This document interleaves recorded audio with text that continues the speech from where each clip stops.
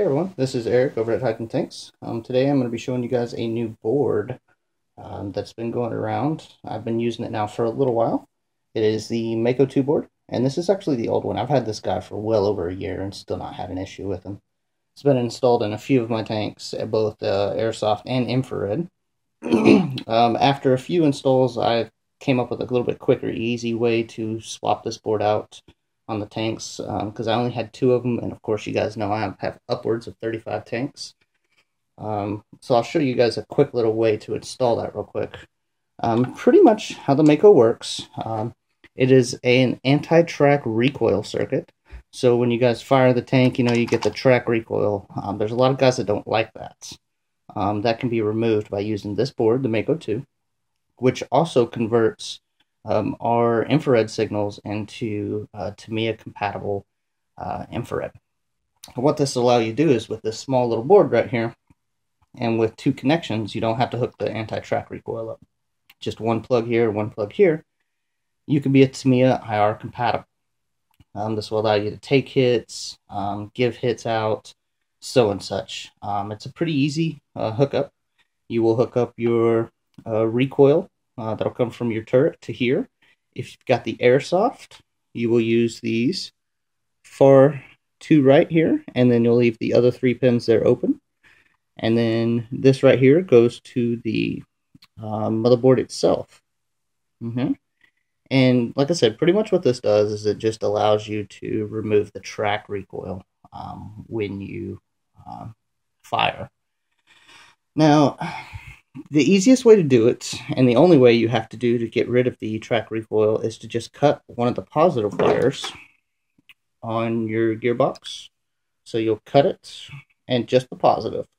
And one of these wires goes to the input, and then one more wire will go to the output and back to the other side of the wire that you cut.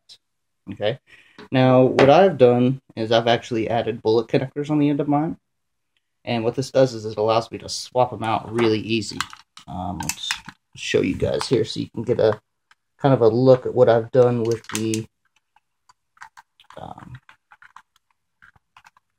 cords here. So, as you guys can see, my red wire is cut. That's not the right one. Okay, I do have them color coded as well. So green is the passenger side motor, and black is the driver side motor.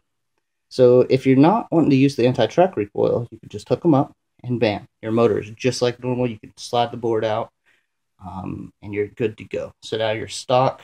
You have your track recoil back, and then when you're done, you just unplug it here. Okay, and then we're going to plug to the in here, and then to the out here, and then we just plug this plug up like normal, and that's all there is to it.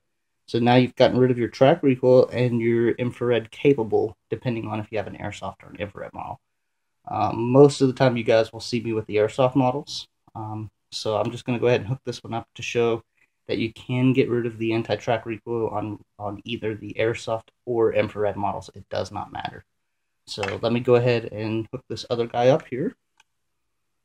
And it's as simple as connecting the bullet connectors. And then we will plug the motors back in.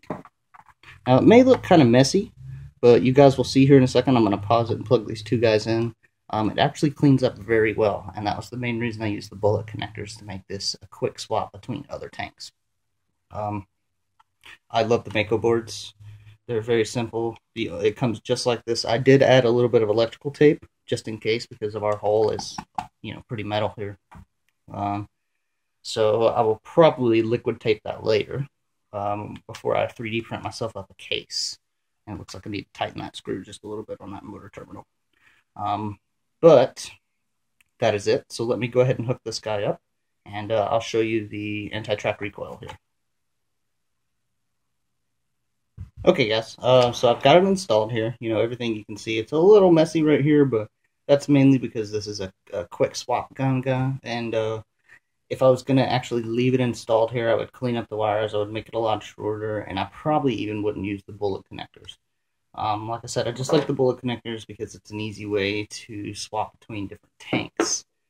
Um, the Sherman, I really like this tank, and I'll be working a lot with this guy here in the future. So you guys will be seeing more mods. I'm going to go ahead and hook the top turret up so you guys can see the recoil being eliminated. Okay. Alright guys, so all installed now. I've got this on the Sherman. I do have it running. I just have the sounds off so you guys don't have to listen to the extremely loud noise while I'm firing the gun. So listen for the whining sound. That whining sound is going to be the airsoft unit spinning up, and as it spins, it's going to fire. As it fires, usually you would get a full track recoil. It'll cause you to do a full tank jerk. Instead, with this anti-track recoil unit installed with the MAKO board, because the MAKO board is part of that, you'll get this. So, no track recoil. Now, on the infrared, you would still get your barrel recoil. You just would not have the track recoil. So, once again, if you guys really enjoy driving around, you just don't like the recoil, then this guy's going to be the one for you because you will be able to drive forward without being stopped. So say you're driving along and you can keep going. There is no pause after you fired. So once again, this is the MAKO board. You guys can find this at RC Tanks Australia. They have a nice eShop and they have a bunch of nice premium products. In the future, I will be doing more mods, more boards, more installs, more all kinds of stuff for you guys. So I hope you enjoyed this video, and I will get another one up soon for you guys. Thank you.